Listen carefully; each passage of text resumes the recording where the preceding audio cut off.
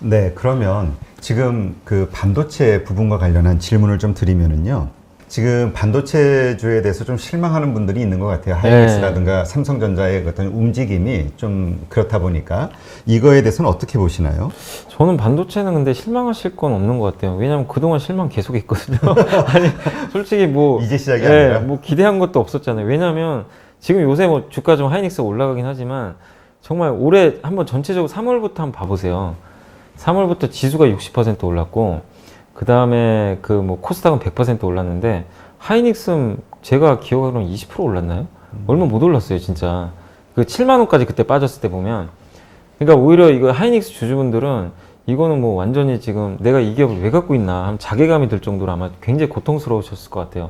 삼성전자도 최근에서 좀 오르긴 했지만 그동안 뭐 2차 전지나 뭐 아니면 바이오나 이런 주도주들이 올라갈 때 정말 철저하게 못 갔거든요.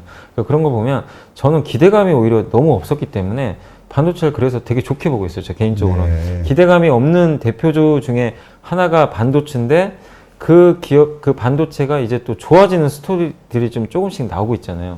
내년에 대한 기대감. 또 최근에 삼성전자가 지금 파운드리가 지금 TSMC가 워낙 잘했지만 TSMC의 그 뭐 수주가 정말 화려하지만 최근에 보면 삼성전자도 퀄컴도 따내고 있고 또 엔비디아까지 지금 따냈잖아요. 그다음 IBM도 따냈고 점점 모바일 향해서 모바일 쪽에서 뭔가 지금 PC 쪽으로도 그동안 안 했던 부분까지 지금 약간 수주가 늘어난다는 건 삼성전자의 경쟁력을 이제 경쟁사들이 인지를 하고 있다라고 보시면 좋을 것 같고, 또 모바일 이 스마트폰이라고 하는 이거 두뇌죠. AP라고 하잖아요. 그게 퀄컴의 그 스냅드래곤을 대부분 TSMC가 다 해줬는데 이거를 사실 삼성한테도 맡길 수도 있었는데 안 맡기는 건 삼성은 엑시노스라는 그 경쟁 제품을 똑같이 만들어요. 그러니까 퀄컴 입장에서는 굳이 삼성이 줄 필요가 없는 거죠. 근데 그마저도 퀄컴이 이제 줬어요, 물량을. 그럼 이게 바뀐 거예요, 이제. 뭔가 분위기가 바뀌어가는 거거든요. 그러면 TSMC가 1등인데 2등인 삼성전자가 이제 격차를 줄이기 위해서 뭔가 이제 스타트를 끊어버린 거거든요. 그런 관점에서 뭐 안 돼도 나쁠 건 없어요. 왜냐하면 그동안 없었으니까. 근데 무에서 지금 유가 창출되는 거니까 저는 좋다고 보거든요. 그래서 반도체 쪽은 이제 더 이상 잃을 것도 없고, 그리고 어느 정도 가격 조정도 거의 끝나가고 하고 있기 때문에 좀 좋게 보시면 좋겠고, 근데 한 가지 팁을 드리면 9월 30일이 좀 중요해요. 9월 30일 날 미국의 마이크론 경쟁사 있죠, 3위. 그 회사가 그 실적 발표를 합니다. 그래요? 왜냐하면 하이닉스 주가랑 거의 똑같이 움직여요. 그때 아마 매출 가이던스나 향후에 특히 제일 중요한 게 반도체 보실 때 메모리 쪽을 보실 때 제일 중요한 게 서버용 D램이거든요. 여기에 대한 가이던스가 나올 거예요. 그래서 그게 좀 긍정적으로 나오면 한 번 더 위가 열릴 수 있는데, 만약에 또 근데 마이크론이 조금 부정적으로 얘기를 하면 좀 더 시간은 걸릴 수 있습니다. 그래서 긴 호흡에서는 반도체를 저도 내년까지 본다면 저는 꼭 포트에 담아야 되는 업종으로 보고 있는데, 한 번의 고비 9월 30일 날 마이크론 실적을 좀 일단 넘어갈 필요는 있다, 이렇게 좀 말씀을 드리겠습니다. 그러면 그 9월 30일 날 마이크론이 발표할 때 우리가 관심을 가져야 되는 그 부분이 그 3분기에 대한 실적인지, 아니면 그 3분기 실적은 별로라도 다음 분기에 대한 기대감을 그 언급하는 그 코멘트인지.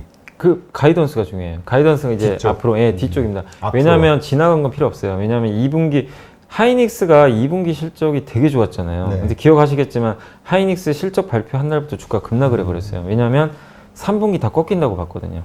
근데 실제로 꺾여버렸죠. 반도체 가격 꺾이고. 그래서 오히려 저는 마이크론이든 하이닉스든 3분기 실적은 안 좋게 나오면 좋다고 봐요. 안 좋은 건 더 그냥 안 좋게 반영해. 아예 더 털어내는 게 좋아요. 괜히 억지로 뭐 더 좋게 나와봐요. 왜냐면 3분기 D램 쪽을 좋게 기대하신 분은 아마 아무도 없으실 거예요. 차라리 안 좋게 나오는 게 좋고, 그런 관점에서 마이크론에서 초점을 맞추신 게 4분기거든요. 4분기에 대해서 서버용 D램이 그 어떻게 보면 이제 재고라든가 매출이 어느 정도 나올 것인지, 가격은 어느 정도 될 것인지, 이런 것들, 전방 산업에 대한 수요가 어떨 것인지, 이런 것들에 대해서 만약에 마이크론이 시장이 기대한 거 이상으로 조금이라도 좋게 발언을 해주면 굉장히 좋을 수 있다는 거죠. 근데 참고하실 건, 요거는 원래 딱 이게 가이던스 발표할 때 있잖아요. 삼성은 되게 안 좋게 얘기해요. 원래 좀 성향이요. 이 IR 할 때 되게 부정적으로. 그러니까 약간은 톤다운을 많이 해요. 그래서 실망하는 분들이 많으신데, 좀 특이한 건 또 마이크론하고 하이닉스는 좀 좋게 얘기해요. 항상 시장보다는. 그래서 그건 좀 1등의 여유 아닐까. 그래서 그건 좀 참고하시면 좋겠습니다. 그런데 이 반도체와 관련해서 좀 미중 갈등 문제가 심각하고 그에 따라서 화웨이 제재를 네. 통한 여러 가지 변수들이 있다 이런 얘기가 있잖아요. 네. 일단 화웨이에 대해서 이제 물건 납품 못하는 것처럼 보였는데 반도체를. 근데 또 지금 최근에 나온 뉴스는 그 미국 상무부가 공급을 승인해서 인텔이나 AMD는 화웨이의 반도체 수출 허가가 받았다 네. 이런 얘기도 있고. 네. 이거 어떻게 우리가 이해를 해야 그러니까 되나요? 이게 그 트럼프 대통령의 그동안의 해온 행적을 보면 이건 전혀 이거 이해를 예, 못하는 거죠. 근데 그동안 이제 트럼프 대통령이 사실 뭐 협상의 달인이라고 하잖아요. 근데 되게 좀 재밌는 게 얼마 전에도 틱톡 그냥 아예 그냥 다 분해시켜버릴 정도로 정말 강력하게 나갔잖아요. 근데 결론은 뭐예요? 오라클한테 야 너네가 가져가. 그래서 대충 지금 분위기가 갑자기 바뀌어버렸잖아요. 뭐냐면 트럼프도 그냥 거의 이 어떤 이제 협상을 할 때 딱 보면은 망할 것처럼 그냥 얘기를 해요. 근데 결국 마지막에 가서는 살짝 타협을 합니다. 그러니까 지금 이것도 저는 그런 일환이라고 봐요. 마치 화웨이를 좀 고사시킬 것처럼 벼랑 끝까지 몰고 가서 실제로 이 상태로 가면 거의 그 스마트폰 사업부 접어야 되거든요. 못 만들잖아요. 근데 또 은근슬쩍 이쪽에 대해서는 또 살짝 또 허용을 해주잖아요. 근데 제가 봤을 때 물량은 그렇게 많지 않을 것 같긴 해요. 그러니까 약간의 그 제스처. 왜냐면 그러니까 아무리 트럼프라고 하더라도 중국에 대해서 그냥 계속 압박만 할 수는 없는 거거든요. 또 대선이라는 것도 있고. 왜 그러냐면 중국을 또 너무 압박을 해버리면 지금 애플이 중국에서 또 의미 있게 중국 사람들이 또 애플 스마트폰 또 되게 좋아하잖아요. 아이폰을. 근데 이게 미국 기업한테 또 불똥이 튈 수도 있거든요. 그러면 또 자기 대선에 좀 불리해요. 그래서 어느 정도 협박은 좀 통한 것 같으니까 제 생각에 약간 좀 양보하는 척 하는 것 같아요. 그래서 화웨이에 대한 제재는 앞으로 뭐 이게 큰 틀에선 바뀌진 않는다고 보지만 일정 부분에 약간의 그 열어주는 좀 룸은 좀 보여주면서 좀 트럼프 대통령의 좀 어떻게 보면 약간의 협상의 전략이 아닌가 저는 좀 그렇게 보고 있습니다. 네. 그러면 우리가 사실 화웨이가 제재를 받는 것을 전제로 뭐 여러 가지 시나리오들이 나왔잖아요. 네. 삼성전자에 유리하냐 불리하냐 네. 뭐. 그런데 그 삼성과 하이닉스는 아직은 허가가 아직 안 안 떨어진 났어요. 예, 안 거잖아요. 났어요. 근데 이게 그 미국 기업에만 허가주고 이쪽에는 안 주는 것도 이건 불공정의 네. 문제가 일어날 수도 있고요. 예. 어떻게 흘러갈까요? 근데 저는 이게 미국 기업한테 좋다는 건 일정 부분 한국한테도 줄 수 있다라고 생각하는데 근데 그게 뭐 얼마나 의미 있는 물량이 나올지는 저는 사실 모르겠어요.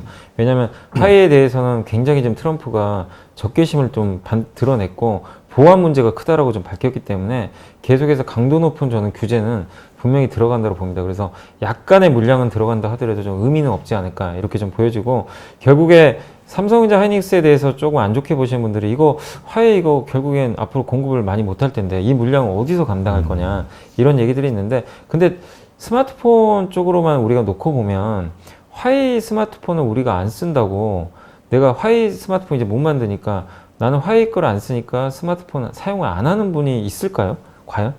그렇죠. 중국에서만 놓고 보면 오포, 비포, 샤오미가 있는데 당연히 그 회사 걸 쓰겠죠. 못 만들게 되면. 내년 아마 3월부터는 아마 이게 못 만드는 쪽으로 돼 있더라고요. 미리 지금 재고. 선구매를 구매를 해놨기 때문에 3월까지는 재고를 확보했다고 하는데 결국 그렇게 봤을 때는 내년 이제 4월, 5월부터는 공급이 완전히 끊기면 그걸 누군가 대체를 하겠죠. 그게 애플이 될 수도 있고. 그리고 유럽 쪽에서 유럽 사람들은 뭐 화웨이가 뭐가 아쉽겠어요. 뭐 그렇죠. 화웨이 안 쓰면 말지. 그럼 삼성 걸 쓰겠죠. 아니면 아이폰을 쓰든지. 근데 안드로이드 유저들은 대부분 삼성으로 넘어가겠죠. 그러면 그 공백을 누군가 메꾸기 때문에 반도체가 일시적인 수급 공백이 생긴다 하더라도 그거는 일회성이라는 거죠. 결국엔 누군가 채우기 때문에 그래서 반도체 전체적인 사이클로 봤을 때 이 부분은 저는 그렇게 큰 위협은 안 된다고 보고 있어서 너무 그 부분은 걱정하실 필요는 없다라고 보고 있습니다. 네, 알겠습니다. 그럼 이번에는 그 케미컬 화학과 관련된 그 섹터를 한번 좀 질문을 드리면 요즘 케미컬 종목들이 좀 상승 이렇게 네. 하려는 움직임들이 있고요. 포스코도 오르고 있고 그러면서 이제 철강 화학주에 대해서 이제 관심들이 가고 있는데 이 부분에 대해서는 어떻게 보시나요?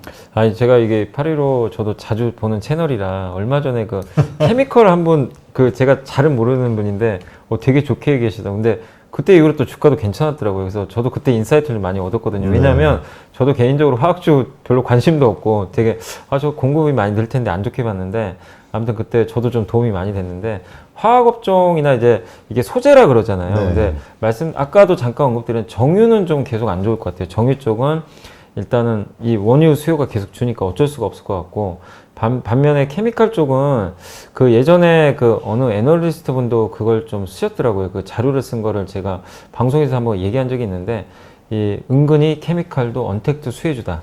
왜냐면 우리가 다 컨택트형 기업이라고 그렇지. 생각은 하지만 왜냐면 요즘에 집에만 다들 계시잖아요. 집에 있다 보니까 집에서 딱 가만히 앉아 계신 분들 아마 느끼실 거예요.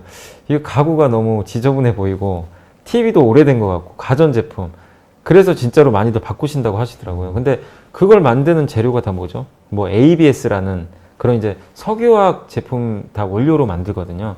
그러니까 그러다 보니까 실제 그런 게 많이 팔리니까 실제 그쪽에 들어가는 어떻게 보면 화학 제품 가격이 많이 올랐어요.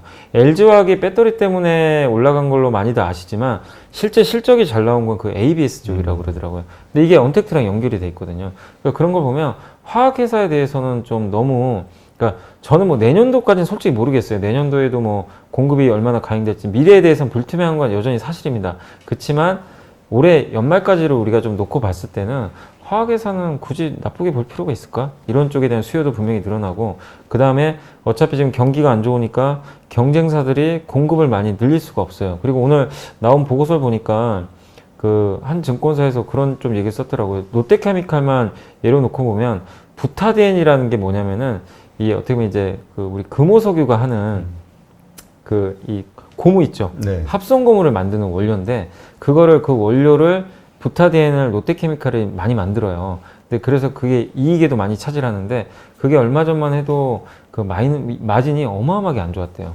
근데 갑자기 그게 요즘에 마진이 뭐 이렇게 플러스로 개선이 되면서 좋아지는 그림이 나오고 있다고 하더라고요. 그러니까 안 좋았던 거마저도 좀 좋아지는 그림으로 가고 있거든요. 그렇게 보면 이렇게 석유화학에 대해서도 저는 좀 이거는 장기로는 못 보겠어요. 근데 단기적인 한 몇 개월간의 텀에서는 좀 긍정적으로 봐도 된다. 그리고 다음 달에 백신이 나올 수도 있잖아요. 백신 나오면 또 어쨌든 엄택트이기도 하지만 대부분의 비중은 또 컨택트형에서 많이 나오는 게 또 대표 화학 기업들이니까 백신 기대감도 분명히 전 작용한다고 봐요. 그래서 나쁘지 않고 그리고 포스코 같은 이제 철강 기업들도 더 이상 나쁠 건 없는 것 같아요. 왜냐하면 이번 얼마 전에 IR을 했다고 하는데 거기서 나왔던 얘기가 포스코가 3분기 실적 전망을 올렸다고 그러더라고요. 네. 되게 지금 안 좋게 봤는데 그거는 의미가 있는 거죠. 너무 이제 안 좋게만 봤는데 뭔가 올라갈 수 있는 시그널이 생겼고 자동차 그러니까 이 포스코가 또 많은 비중을 차지하는 게 자동차용 강판인데 자동차가 요새 생산이 좀 잘 돼요. 그러다 보니까 그쪽 비중이 올라가면서 실적도 좀 어느 정도 의미 있게 개선되고 있고 그리고 정말 뭐 자산 가치 대비해서 싸고 좋게 보는 게 아무도 기대를 안 하잖아요. 아까 반도체, 그러니까 반도체는 내년이 너무 좋으니까 제가 내년까지 보시라는 거고 포스코는 내년까지는 솔직히 모르겠어요. 근데 짧은 관점에선 이것도 역시 아무도 기대를 안 해요. 그리고 연말에 지금 작년, 그러니까 배당 8,000원 준다고 제가 계산해 보니까 한 4% 나오더라고요. 배당 수익률이. 많이 나오네. 그러니까, 시가배당. 네, 시가배당률 지금 사도, 그러니까 배당만 놓고 봐도 크게 리스크는 없는 것 같아요. 그래서 화학과 뭐 이쪽 그 철강 쪽은 한번 좀 긍정적으로 봐도 좀 지금 되지 않을까. 그리고 마지막으로 하나만 더 말씀드리고 싶은 게 어차피 이제 철강 나왔으니까 비철금속 얘기도 많이 하시잖아요. 뭐 흔히 고려아연이라든가 풍산 같은 기업들. 풍산은 이제 구리인데 구리 가격이 엄청 올랐더라고요. 생각보다. 그래서 구리가 또 사실 전기차에 많이 들어가요. 네. 예, 왜냐하면 이제 그 전장 부품에 구리가 많이 쓰이니까 그런 거 봤을 때 저는 원자재 쪽에 한번 베팅을 한다면 구리가 난 것 같아요. 원유보다. 제 개인적으로 원유는 수요가 꺾이는데 구리 수요는 어쨌든 지금 늘어나니까 그래서 그런 기업들도 좋고 고려아연 같은 경우도 금하고 은에 연동되지만 아까 제가 서두에 그 2023년까지 저금리라고 말씀드렸잖아요. 그럼 결국엔 금이나 은 가격도 어차피 하나의 자산이니까 올라갈 가능성이 높다라고 보고 있습니다. 그래서 비철금속 쪽도 한번 주가들 많이 눌려 있으니까 배당도 괜찮더라고요. 그래서 이런 쪽은 한번 지금은 한번 봐도 되는 타이밍 아닌가 생각하고 일단 있습니다. 싸다는 게 가장 큰 네, 매력이네요. 매력입니다. 네. 그러면 이제까지 시장을 주도해왔던 언택 관련, 뭐 BBIG 네. 이런 거에 대해서는 어떻게 보시나요? 좀 고점 논란이 있죠. 예, 그래서 좀 쉬어가는 거 어쩔 수, 한 10월 지금 백신이 만약에 성공할지 모른다는, 그러니까 언택트 갖고 계신 분들의 제일 불안감이 역설적이라도 이게 백신이 성공해버리면 주가가 일단 한번 또 부러질 수가 있거든요. 그런 관점에서 좀 약간 이제 백신에 대한 리스크가 있다 보니까 또 많이 올랐다는 부담감들, 또 내년에 대한 실적까지 미리 반영하지 않았나 이런 고평가 논란까지 겹치면서 지금 주가들이 좀 많이 흔들리고 있는데 어쨌든 BBIG도 그래도 장기 관점에서는 저는 나쁘게 보실 필요는 없다고 생각하는 게 어쨌든 정부에서 아예 BBIG 지수라는 것까지 만들어 줬잖아요. 네. 그래서 그 기업들이 주도주라는 거를 확실히 시장에서는 지금 인지를 하고 있어요. 그래서 가격 조정만 끝나면 저는 다시 한번 주도주로서의 좀 위치는 좀 충분히 차지할 수 있다 이렇게 말씀드리고 싶고, 근데 각각의 성격은 좀 다르잖아요. 뭐 배터리 같은 경우는 뭐 분명히 배터리 데이 이슈가 전 나쁘다고 안 보기 때문에 여전히 내년까지 봤을 때는 좀 좋을 것 같고, 바이오 쪽도 바이오는 너무 종류가 많잖아요. 근데 그 중에서 오늘 보니까 뭐 삼성 바이오나 셀트리온도 좀 많이 빠지고는 있는데 그래도 세계적으로 검증된 기업들이잖아요. 네. CMO라든가 위탁 이쪽은 여전히 좋게 봐요. 그래서 바이오도 선별은 하세요. 그 안에서도 좀 말도 안 되게 비싼 종목도 분명히 있습니다. 제가 종목은 얘기 안 하겠지만 그런 기업들은 분명히 잘 가려내시고, 바이오는 종목 선정 같아요. 그리고 인터넷 사실 뭐 네이버, 카카오가 어디 가겠습니까? 사실 그잖아요. 네. 왜냐면 국내에서 대체할 수 없는 존재들이고, 그다음 게임은 좀 애매한 것 같아요. 왜냐면 게임은 회사가 너무 많고 게임 출시 일정이나 또 흥행 여부에 따라 다르니까 그 4개 중에서 게임은 조금 한번 그 종목에 따라 좀 다를 수 있기 때문에 종목에 맞게 좀 선택을 하는, 그래서 BBIG 전체적으로 기업은 좋지만 그 안에서도 좀 섹터에 맞게 좀 잘 선정을 해보자 이렇게 말씀을 드려보겠습니다. 네, 그렇군요. 근데 지금 어쨌든 달러에 대한 그 장기적 비전이 지금 하락 쪽으로 좀 많은 네. 전문가들이 베팅을 하고 있잖아요. 전망을 하고 있고. 그러다 보니까 지금도 지금 한 1150원, 60원대에서 왔다 갔다 하는데, 이런 환율, 그러니까 변수를 고려했을 때 말씀하신 여러 가지 섹터들 가운데서도 어떤 것이 좀 이 환율과 관련해서 좀 유리하다고 보시나요? 이게 그러니까 보통 이제 우리 고정관념은 뭐냐면요, 환율이 이렇게 막 이제 급락을 하면 당연히 그거 먼저 생각하세요. 음식료 회사들. 왜냐면 이제 해외에서 그 원료를 많이 수입해오는 포스코도 마찬가지고 그 철광석 같은 거 수입하는, 물론 그거 사실이죠. 근데 지금 환율이 떨어져서 한 1160원, 50원 하는데 과거랑 비교하면 아직도 절대치는 되게 높은 위치예요. 옛날에 시장 좋을 때는 보통 1050원 막 이렇게 움직였는데, 그렇게 봤을 때는 이들 기업들한테 크게 수혜는 아니에요. 그리고 여기서 보셔야 될 게, 환율이 떨어지면, 그러니까 우리가 그런 생각하는 고정관념을 느낄 때는 1100원이 깨질 때는 그게 맞을 것 같아요, 제 생각에. 그래서 그거는 그때 가서 한번 고민을 해보시고, 환율이 이렇게 만약에 떨어져서 지금 위안화, 원화가 강세로 가게 됐을 때, 특히 위안화가 강해서 강한 것도 있는데, 위안화가 강해진다는 건 뭐냐면 중국의 소비가 늘어난다는 얘기예요. 중국 사람들이 이제 수입품을 많이 수입해다가 소비를 할 수 있는 여력이 생긴다는 거니까, 한번 그런 걸 고민해 봤을 때 중국에 수출을 많이 하는 기업들 있잖아요. 소비재 같은 거.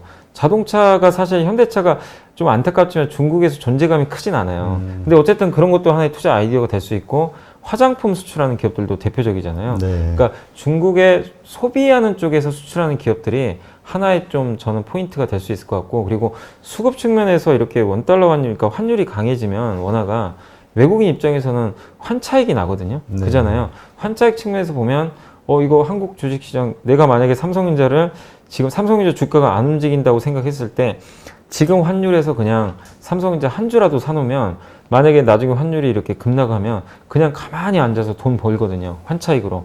그럼 그렇게 생각하면 외국인들이 우리나라 대형주를 매입할 가능성이 높은데, 예전에 2017년도에 우리나라 지수가 2000에서 2600 간 적 기억하실 거예요. 제일 높게. 그때 우리나라 원달러 환율이 1200원에서요. 1050원까지 떨어졌거든요. 그때 가장 많이 샀던 걸 반도체였어요. 네. 물론 반도체 경기도 안 좋았지만 그때 가장 많이 오른 게 삼성전자였습니다. 그럼 그렇게 보면 수급적인 면에서 반도체가 저는 또 오히려 좋을 수 있다고 보거든요. 그래서 외국인이 많이 살만한 업종이 뭔가, 그 대표적인 건 뭐 자동차도 있고, 또 아니면 반도체 같은 그런 대표 기업들도 살 수 있기 때문에 그런 것까지 한번 생각해 보시고, 마지막으로 하나만 더 말씀드리면, 그 요새 해외 직구들 많이 하시잖아요. 네. 일단 환율이 떨어지면 해외 직구를 했을 때, 내가 환율이 1200원일 때는 이거 미국에서 이거 가격 싼 건 알겠는데 환율이 부담되잖아요. 1150원 밑으로 떨어지면 그래도 50원의 여유가 생겨요. 그러면 해외 직구를 안 하려고 하셨던 분이 찜했던 그 물건을 살 수가 있어요. 네. 좀 부담이 없어지고, 해외 직구 관련된 플랫폼 회사가 제가 알기로는 GS 옵쇼핑도 그런 걸 하는 걸로 알고 있고, 그 다음에 그 코리아 센터라는 기업 혹시 아세요? 그 기업도 제가 해외 직구 대행 그런 걸 하는 걸로 알고 있거든요. 그런 기업들이 또 의외로 수혜 받을 수 있으니까 그런 쪽으로도 한번 아이디어를 한번 생각해 보시면 좀 좋을 것 같습니다. 그러네요. 그런 식으로 투자 아이디어를 얻을 네. 수도 있겠네요. 네네. 네. 예, 알겠습니다.